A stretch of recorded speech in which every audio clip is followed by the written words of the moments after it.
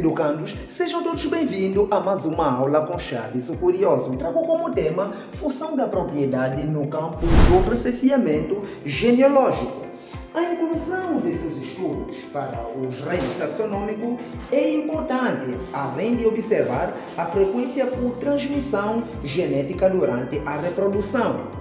Quando eu falo da propriedade, é nada mais senão partilha genética de pessoas com fim de querer informar famílias. Segue a aula 2 e 3, pois aqui irei de falar somente da frequência genética e como criar o cordão genealógico a fim de recensear a genética por percentagem hereditários, ok? Então, antes mesmo de efetuarmos o recenseamento populacional, devemos principiar ao recenseamento genealógico, que isso foi possível. Como exemplo, eu me apeguei em algumas dessas bolinhas e em cada uma dessas bolinhas, estas bolinhas possuem genéticas diferentes uma da outra, ou seja, cor diferente uma das outras. Então, apeguei-me a cada bolinha dessas, certo? E eu fui criando o cordão genealógico. E destes mesmos cordão genealógico, como podemos ver aqui, para esses cordão genealógico, ok? Então, eu me apeguei em uma bolinha mãe, e coloquei aqui a percentagem genealógica de 46. Para as espécies humanas, ok? Estou aqui a criar o cordão genealógico para as espécies humanas, que ela mesmo, este mesmo número, ela distribuirá como herança as suas bolinhas, as bolinhas filhas. Metade da sua percentagem genealógica, então logo ela dará 23% da sua percentagem genealógica à sua filha, que também distribuirá esta mesma bolinha filha, também dará metade desta mesma percentagem que obteve da bolinha mãe para os seus descendentes, ok? Tudo isso foi possível, ou seja, eu criei o sistema cladístico, que é a linha A. Eu formei o grupo A monofilético,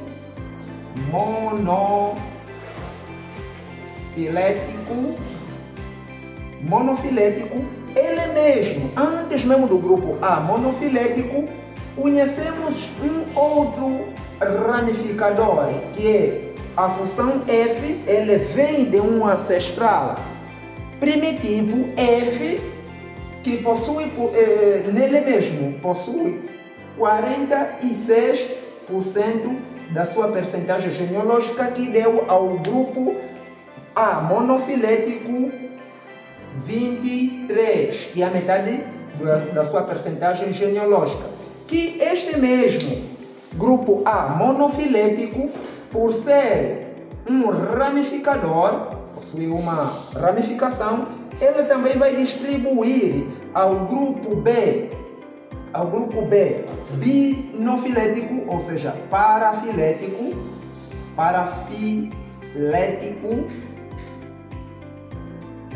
ela também vai dar 11,5% da sua percentagem genealógica, que vamos arredondar para 6, para 12, neste caso, desculpe. E no grupo, ela vai até o grupo C, que também dará 6% da sua percentagem genealógica.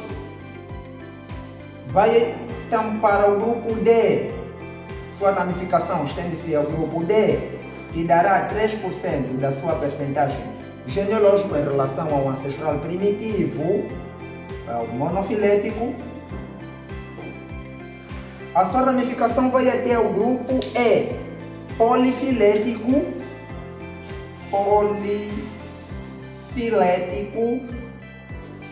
que também possui uma ramificação, que sua ramificação estende-se até ao grupo F, que também é uma função. Logo, o monofilético, ele mesmo inclui todos os descendentes do mesmo sistema cladístico no seu quadro genealógico.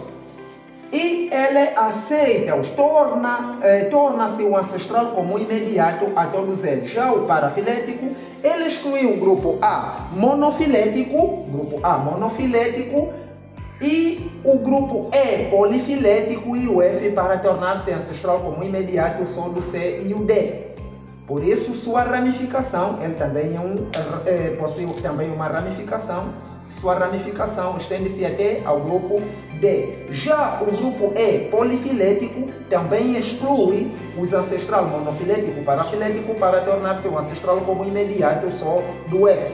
Ele, por ser um polifilético, ou encontrar-se na extremidade do mesmo quadro genealógico, ela possui toda a carga genética do grupo monofilético ou do ancestral primitivo. Então, ele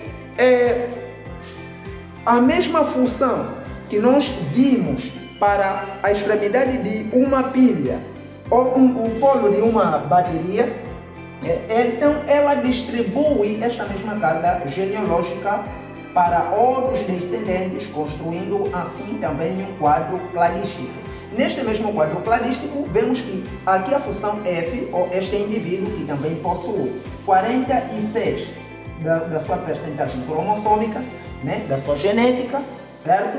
Então ela também vai distribuir para o seu filho 23, que também dará 11,5, arredondamos, vai para 6, 3, 1,5 e 1, que é o último descendente possui 1% da sua genealogia, ok? E já aqui nós vamos ver que Caio, por sua vez,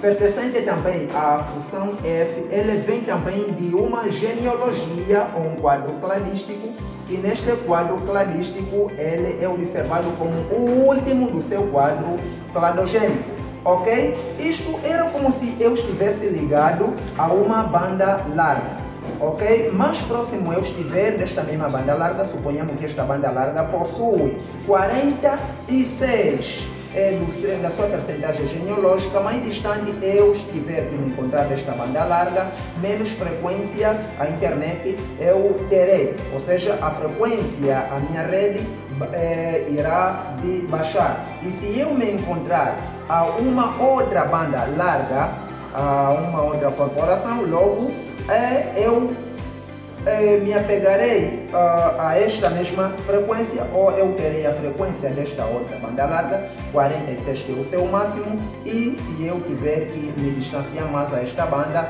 ela irá diminuir até chegar em 1%. Assim eu construí o recenseamento genealógico de famílias. Coloca já o teu like, comentário, partilha já com os teus amigos, pois na minha segunda aula, a outra aula que irei de formar ou de apresentar, irei de falar sobre o recenseamento populacional, pois no princípio dizia eu que antes de construirmos um recenseamento genealógico, devemos partir para o recenseamento populacional. Até já, amigão!